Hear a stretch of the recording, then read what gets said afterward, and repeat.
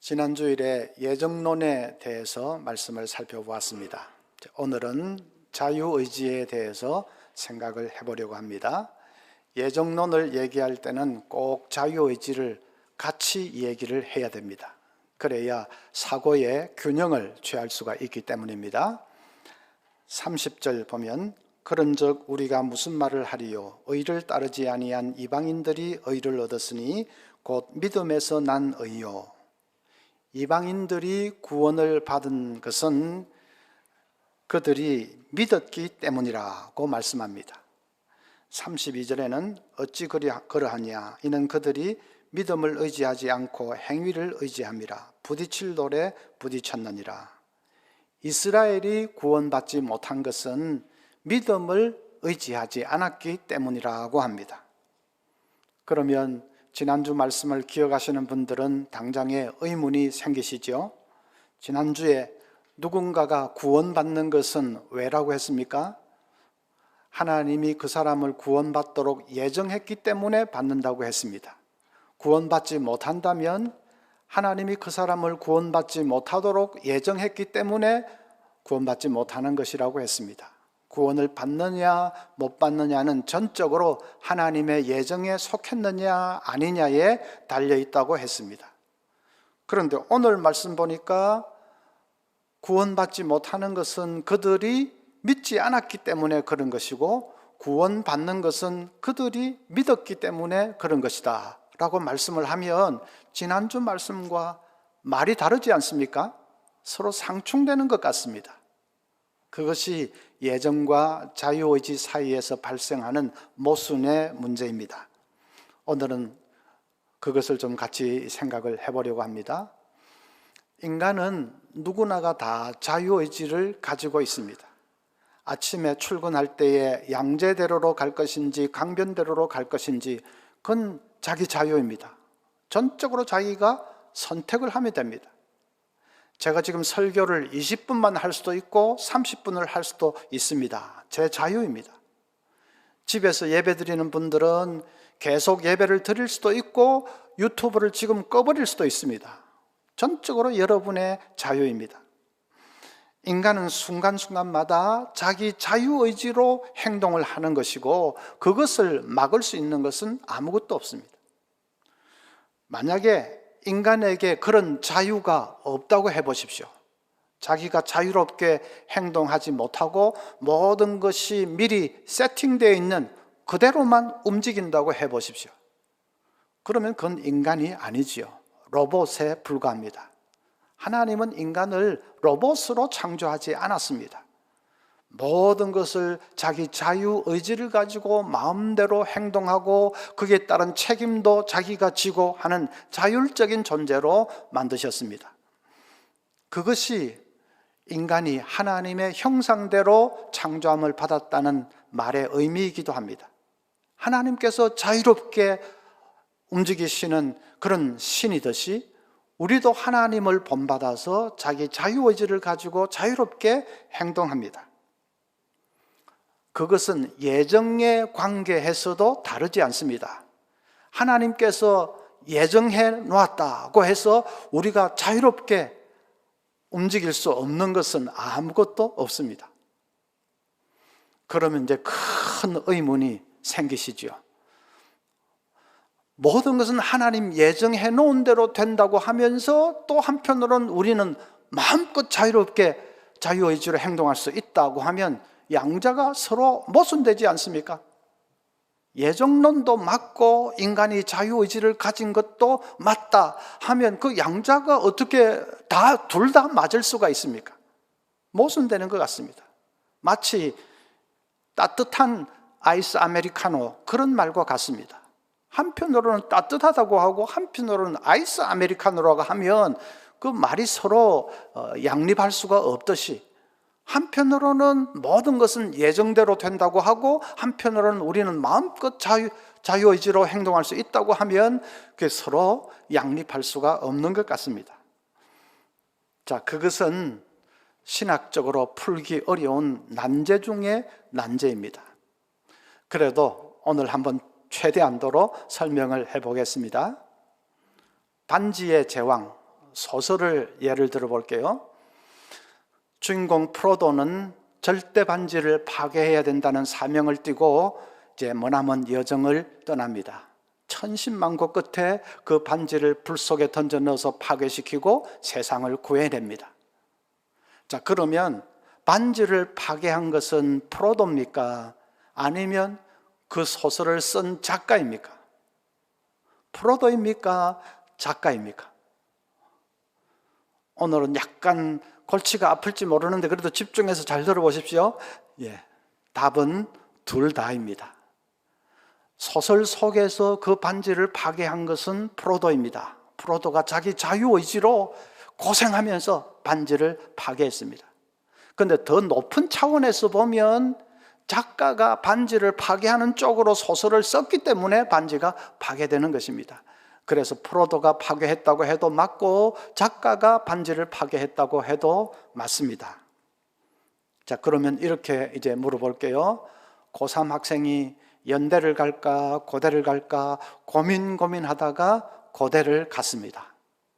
그러면 그 학생이 고대 간 것은 자기 자유의지로 그렇게 한 것입니까? 아니면 하나님이 창세전에 다 그렇게 예정을 해놓았기 때문에 고대에 간 것입니까? 답은 눈치로 때려잡을 수 있죠. 답은 둘 다가 맞습니다. 분명히 그 학생이 자기 자유의지로 고대를 택했습니다. 고민을 하면서 여러 정보도 취합을 하고 조언도 듣고 성적도 보고 해서 자기 자유의지로 결단을 하고 고대에 갔습니다. 그러나 그건 동시에 하나님이 그렇게 가도록 그의 인생의 길을 예정해 놓았기 때문에 간 것입니다. 그 양자가 어떻게 둘 다가 성립할 수 있지요? 우리는 소설 속에 나오는 등장인물과 같습니다. 하나님은 작가이십니다. 그래서 등장인물이 자기 자유의지로 행동하지만은 그것이 작가가 쓴 대로 이렇게 이루어지듯이 우리도 자유의지로 행동하지만은 하나님이 예정하신 대로 되는 것입니다. 그러면 예정론과 자유의지가 서로 모순된다라고 생각하는 사람은 왜 그렇게 생각할까요? 우리를 하나님과 동등한 차원에 두고 생각하기 때문입니다. 우리는 하나님과 동등한 관계가 아닙니다. 우리는 소설 속에 나오는 등장인물에 불과합니다. 하나님은 작가이십니다. 그런데 자꾸 양자가 모순된다 하는 사람들은 나도 마치 작가인 것처럼 생각하니까, 작가가 둘이나 되는 것처럼 생각하니까 모순이 되는 것입니다. 우리는 등장인물에 불과하고 하나님이 작가입니다. 그래서 등장인물이 자유롭게 행동하는 것과 작가가 쓴 대로 된다 하는 것이 서로 모순되지 않듯이 우리가 자유의지로 행동하는 것과 하나님이 예정해 놓은 대로 된다 하는 것은 모순되지 않습니다. 자, 그 큰 그림을, 나는 등장인물에 불과하고 하나님이 작가시다, 그 큰 그림을 머릿속에 딱 기억을 하고 이제 접근을 해야 됩니다. 조금 더 구체적으로 들어가 보겠습니다.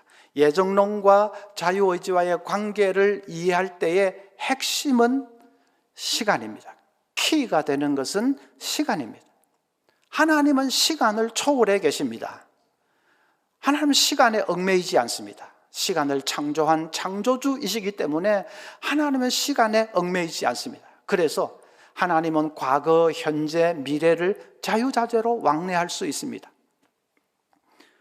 우리는 공간적으로는 하나님이 안 계신 곳이 없다는 것을 잘 압니다.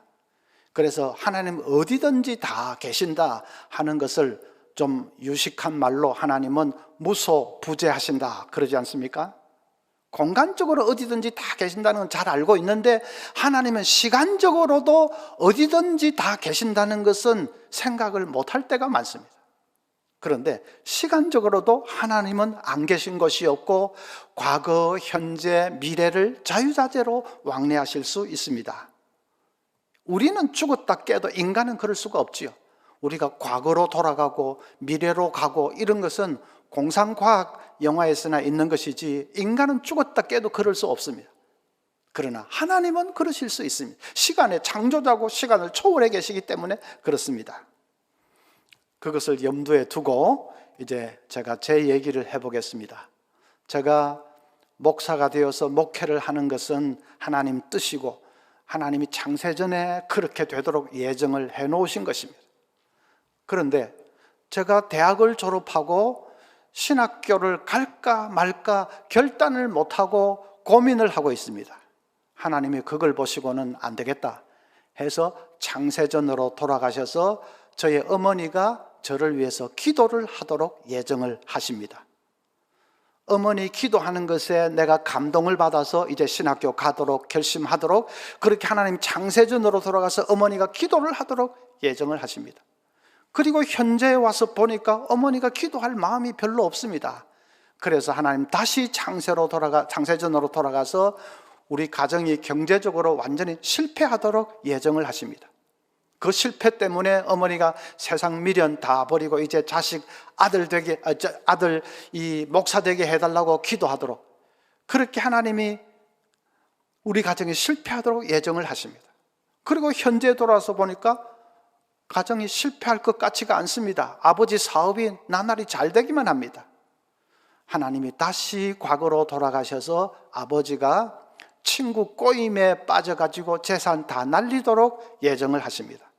그리고 현재 와서 보니까 친구가 아버지를 꼬시려고 하지를 않습니다. 자기 사업도 잘 되니까 친구를 꼭 사기를 칠 필요가 없는 거죠. 하나님이 안 되겠다 하고 창세전으로 돌아가서 아버지 친구 공장에 불이 나도록 화재가 나도록 예정을 하십니다. 저는 계속 할 수 있지만 이제 거기까지만 하겠습니다. 그리고 그 구도에서 빠져나와가지고 한번 보십시오.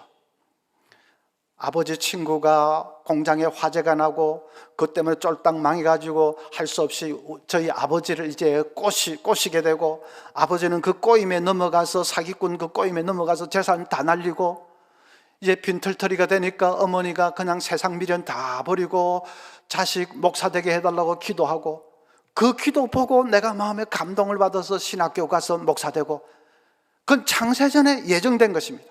그대로 일어나게 되어 있습니다. 그런데 그 모든 순간순간마다 우리의 자유의지는 없었습니까? 아닙니다. 완전히 자유의지를 가지고 했습니다. 제가 신학교 갈까 말까 고민하는 것도 완전히 내 자유로 그렇게 했습니다. 마음을 바꾸어서 신학교 간 것도 완전히 내 자유로 그렇게 했습니다. 어머니가 자식 위해서 기도 할 마음이 별로 없었던 것도 순전히 어머니 자기 자유로 그렇게 했습니다. 그러다가 마음 바꾸어서 이제 자식을 위해서 기도하게 된 것도 어머니 순전히 자기 자유의지로 그렇게 한 것입니다. 전부 우리 자유의지로 했는데 그것이 창세전에 하나님이 예정해 놓은 것을 그대로 이루는 것이 되었습니다. 어떻게 그렇게 될 수 있습니까? 하나님이 예정을 하실 때 현재 내가 자유의지로 어떻게 행동하는지를 보시고 창세전으로 돌아가서 예정을 하셨기 때문입니다. 하나님은 시간을 초월해 계시니까 현재를 보시고 과거로 돌아가서 얼마든지 그렇게 하실 수가 있습니다. 여기까지 얘기하면 영화를 좀 보시는 분들은 아마 어느 영화가 딱 떠오를 겁니다. 무슨 영화지요? 시침 뚝 떼지 말고 터미네이터 영화가 딱 떠오를 것입니다. 터미네이터는 100년 전 과거로 돌아가서 어떤 여자를 죽이려고 합니다. 왜냐하면 그 여자가 장차 아들을 낳을 건데 그 아들이 주인공인데 그 아들이 인류를 구해낼 것이기 때문입니다. 터미네이터는 악당이기 때문에 어떻게든 인류를 멸망시켜야 되는데 그런데 그 아들이 세상을 구해낼 것입니다. 그러니까 어떻게 하든지 그걸 막기 위해서는 그 아들이 세상에 존재하지 않아야 되고 그러기 위해서는 그 아들을 낳으려는 그 어머니를 죽여야 됩니다. 그래서 100년 전으로 돌아가서 그 어머니를 죽이려고 혈안이 되어서 날뛰는 것을 볼 수 있습니다. 그 터미네이터 영화죠. 하나님이 터미네이터이십니다. 하나님은 좋은 터미네이터입니다. 우리가 현재 어떻게 행동하는지를 보시고 하나님이 과거로 창세전으로 돌아가서 예정을 하시는 것입니다. 그러니까 예정론과 자유의지가 모순된다 하는 사람들은 왜 그렇게 생각합니까? 하나님도 시간에 매여서 과거, 현재, 미래 이렇게 일직선으로 쭉 흐르는 그 시간에 하나님도 매여 있는 것처럼 생각하기 때문에 그렇습니다. 그래서 과거에 예정해 놓았는데 그럼 그대로 다 일어나게 돼 있는데 현재 또 나는 자유롭게 행동할 수 있다. 그게 무슨 말이냐? 그 서로 안 맞지 않느냐 하는 것이 그 하나님도 시간에 매여 있는 것처럼 생각하니까 그렇죠. 하나님은 시간에 매여 있지 않고 지금 우리가 하고 있는 것을 보시고 얼마든지 과거로 돌아가서 하나님 예정하실 수 있는 것입니다. 저는 여러분이 이해하기 쉽도록 한 가지 라인만을 예를 들었습니다. 아버지 사업 실패하고 그것 때문에 어머니가 저를 목사대로 기도하고 거기 감동받아서 목사되고 한 그 한 가지 라인만을 제가 쭉 예를 들었습니다. 그런데 제가 목사가 되게 된 것이 어머니가 기도하는 그 한 가지 요인만 있는 것이 아닙니다. 또 다른 여러 가지 요인도 있습니다. 거기 따라서 또 어떤 사람은 어떻게 하고 또 이렇게 하고 쭉 라인이 생기는 거지. 라인이 여러 개 생기는 거죠. 하나님이 그 각각의 라인을 보시고 돌아가셔서 창세전으로 돌아가서 예정을 하십니다. 그럼 한번 좀 상상을 해보십시오. 그 각 라인마다 누가 이렇게 하고 저렇게 하고 또 얽히고 설키고 하는 일이 얼마나 복잡하겠습니까? 그냥 이 세상 전체의 삶이 되는 거죠. 그래도 하나님은 다 예정을 하실 수가 있습니다. 그분은 전지전능하신 하나님이기 때문에 그렇습니다. 예정론과 자유의지의 관계를 좀 생각을 하면 진짜 하나님이 전지전능하시다 하는 것이 실감이 됩니다. 자, 그러면 이제 적용을 해보겠습니다. 예정론과 자유의지의 관계를 바르게 이해할 때에 우리가 얻는 유익이 뭐가 있느냐? 첫째는 잘못된 운명론의 굴레에서 해방될 수 있습니다. 운명, 숙명, 예수 믿는다고 하는 사람들도 그런데 영향을 받는 사람들이 많지요. 그런 걸 믿는 사람이 많습니다. 여러분, 운명론과 예정론의 차이가 뭘까요? 운명론은 내가 절대로 벗어날 수 없는 어떤 운명이 정해져 있다 하는 것이죠. 내가 아무리 발버둥을 쳐도 절대로 벗어날 수 없는 어떤 운명이 딱 정해져 있다 하는 거죠. 그런 운명론에는 자유의지가 비집고 들어갈 틈이 없습니다.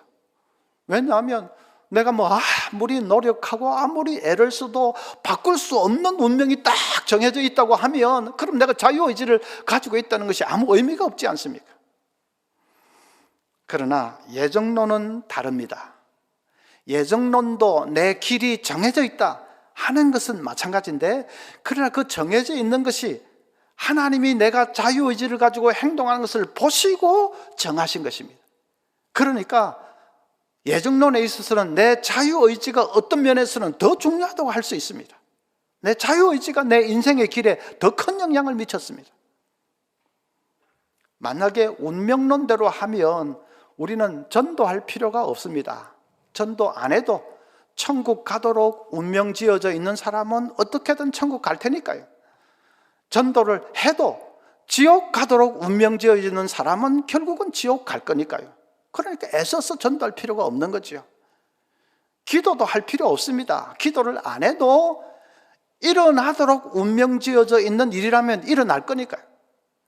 기도를 아무리 해도 일어나지 않도록 운명 지어져 있는 일이라면 일어나지 않을 거니까요. 그러니까 구태여 기도할 필요가 없는 거죠. 그러나 예정론대로 하면 우리는 열심히 전도해야 됩니다.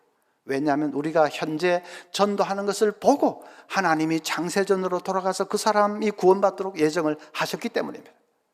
기도도 열심히 해야 됩니다. 내가 지금 기도하는 것을 보고 하나님께서 창세전으로 돌아가서 응답이 되도록 예정을 하셨기 때문입니다. 그래서 운명론과 예정론은 완전히 다릅니다. 운명론은 엉터리입니다. 내가 아무리 발버둥을 쳐도 벗어날 수 없는 어떤 운명이 정해져 있다. 그건 순전히 사탄의 거짓말입니다. 모든 것은 내가 지금 자유의지를 가지고 어떻게 행동하느냐에 달려있을 뿐입니다. 은행이나 신용평가 기관에서는 망하는 회사 판별법을 가지고 있다고 합니다. 망하는 회사는 특징이 있습니다. 화장실이 지저분하다든지 깨진 유리창을 방치하고 있다든지 직원들이 불친절하다, 상하 위계 질서가 없다, 회의 시간이 길다, 임원 교체가 빈번하다, 낯선 사람의 출입이 잦다, 사장이 역술인에 의존해서 경영한다, 이런 등등의 특징이 있습니다. 그래서 그런 특징을 보이는 회사가 있으면 앞으로 저 회사는 망할 확률이 높다라고 판별을 하고는 가능한 한 대출을 억제합니다. 카드 회사는 이 개인 신용 불량자를 가려낼 수 있는, 앞으로 그렇게 될 가능성이 많은 사람을 가려내는 그런 신용 불량자 가려내는 판별법이 있다고 합니다.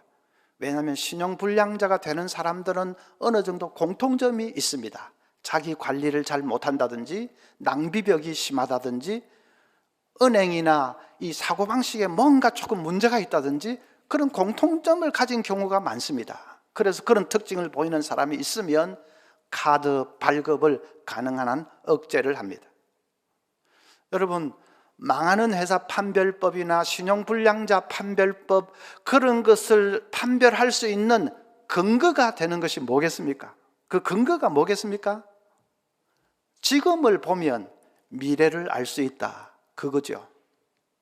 지금 회사를 운영하는 작태를 보면 그 회사가 앞으로 잘 되겠는지 안 되겠는지를 대충 알 수 있다 하는 것입니다. 그건 맞는 말 아닙니까? 지금 하고 있는 행동을 보면 그 사람의 미래가 보입니다. 지금 품고 있는 생각, 집착하고 있는 것, 그런 게 뭔지를 보면 그 사람이 잘 될 사람인지 좀 어려울 사람인지가 보입니다. 지금이 미래를 결정합니다. 그건 성경이 말씀하는 것입니다. 갈라디아서 6장 7절에 스스로 속이지 말라. 하나님은 업신여김을 받지 아니하시나니 사람이 무엇으로 심든지 그대로 거두리라. 심는 대로 거둔다고 하십니다. 지금 무엇을 심는지 그 심는 대로 거둔다고 하십니다.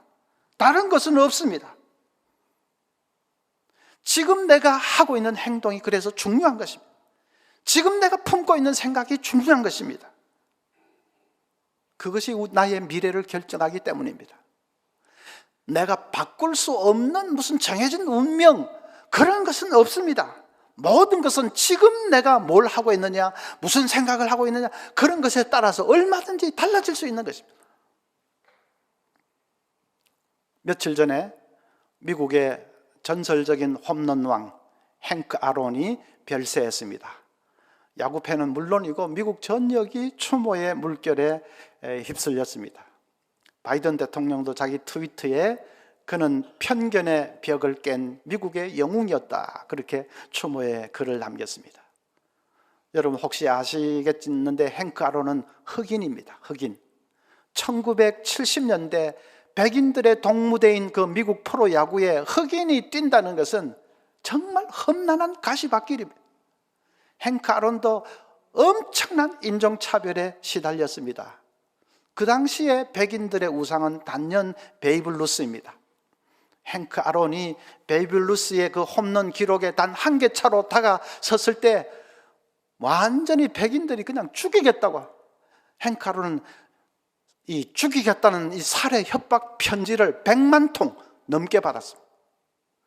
경기가 열리는 전날 밤에 살해 위협 때문에 집에도 가지도 못하고 경기장 그 라카에서 쪼그리고 잠을 자야 했습니다. 그리고 그 다음날 경기장에 섰는데 그대로 홈런을 때려 넣어서 미국 야구계의 역사를 새롭게 썼습니다.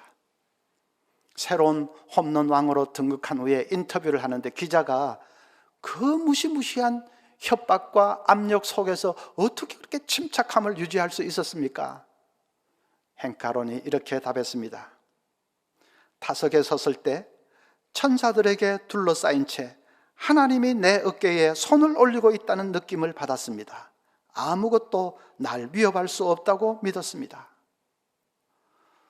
저는 그 말을 읽는데 가슴이 뭉클했습니다. 관중석에서는 그냥 수만 명 되는 관중들이 전부 수와 야유를 보내고 막 죽이겠다고 주먹을 휘둘러대고 하지만은 까짓 게 무슨 상관이 있느냐? 전사들이 나를 둘러싸고 있다. 하나님이 내 어깨에 손을 얹고 계신다. 나는 그것을 느끼고 그걸 믿었습니다. 가슴이 뭉클했어요. 다른 인터뷰에서는 또 행크 아론이 이렇게 말했습니다. 홈런 기록을 세운 날 집에 도착해 가장 먼저 한 일은 무릎을 꿇고 하나님께 기도한 것입니다. 신앙이 얼마나 좋습니까?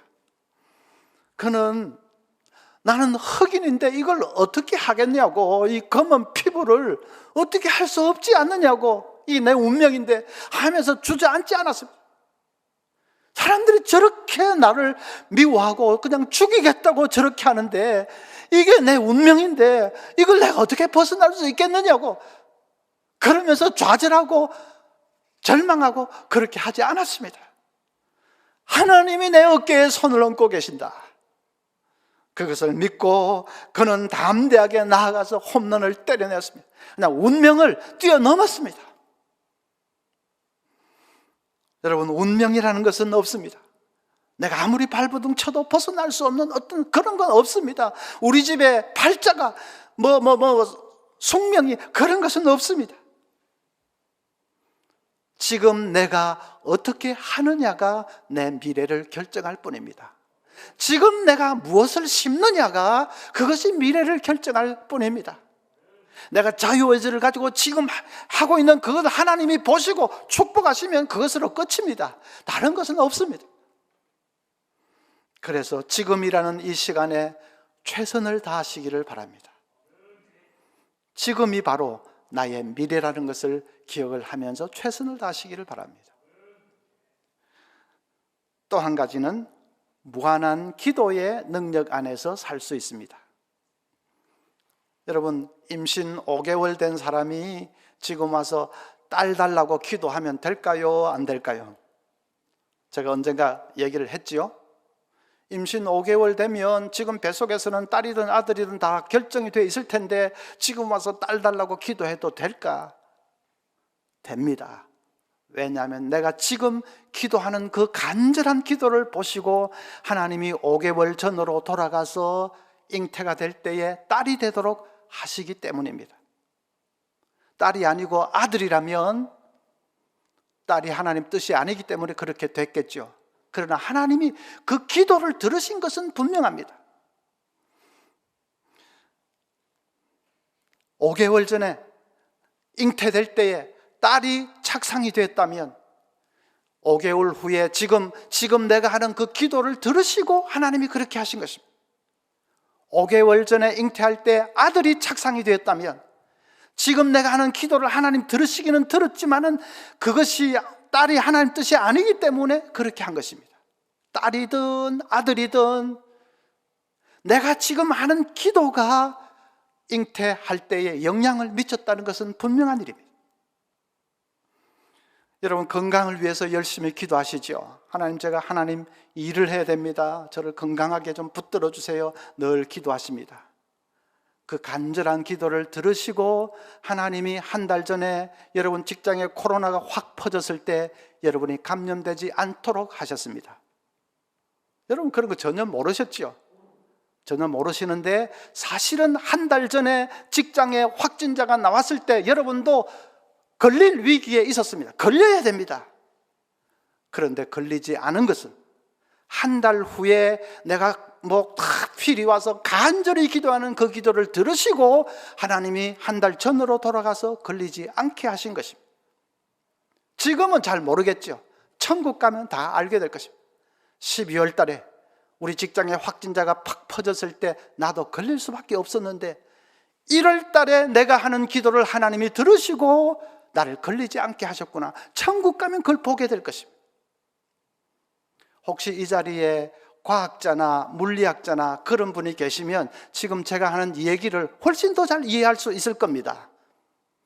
내가 낮 12시에 하는 행동이 오전 9시에 일어난 일에 영향을 미쳤을 수가 있습니다. 시간의 상대성 이론을 아는 분들은 단번에 그럴 수 있다고 수긍하실 것입니다. 여러분, 하나님이 우리 기도를 들으시고 우리의 과거의 삶에도 영향을 미쳤는데, 그렇다면 미래의 삶에 영향을 미치는 것은 두말할 것도 없습니다. 미래의 삶에 하나님이 놀라운 응답으로 채워주실 것입니다. 그런 거 생각하면 기도한다는 것이 얼마나 놀라운 일입니까? 종교개혁자 존 칼빈은 우리의 목소리가 하나님의 귀에 들리는 것처럼 우리를 흥분시키는 것은 없다고 했습니다. 정말 그렇지 않습니까? 우리의 이 작은 목소리가 전지전능하신 그 하나님의 귀에 들리고 있다는 것을 생각하면 정말 흥분되지 않습니까? 기도는 위대합니다. 내가 지금 하는 이 기도가 내 과거의 일에도 이미 영향을 미쳤습니다. 그리고 내 미래의 일에도 영향을 미칩니다. 기도가 우리의 운명을 바꾸는 것입니다. 여러분, 열심히 기도하십시오. 물론 기도하시지만 우리가 그런 사실을 생각하면 더 간절히 열심히 기도하십시오. 하나님이 나의 기도를 듣고 계신다는 것을 믿고, 하나님이 역사하고 계신다는 것을 믿고 열심히 기도하시기를 바랍니다. 운명, 숙명, 팔자, 그런 아예 던져버리십시오. 그런 것은 없습니다. 지금 내가 기도하는 그것이 내 인생을 결정짓는 것이지 다른 어떤 것도 없습니다. 내 인생은, 내 미래는 전적으로 하나님의 손에 달린 것이지 다른 어떤 것도 없습니다. 그 하나님 바라보고 담대하게, 지금이 중요하다, 지금을 하나님께 올려드리며 사시는 우리 모두가 될 수 있기를 바랍니다.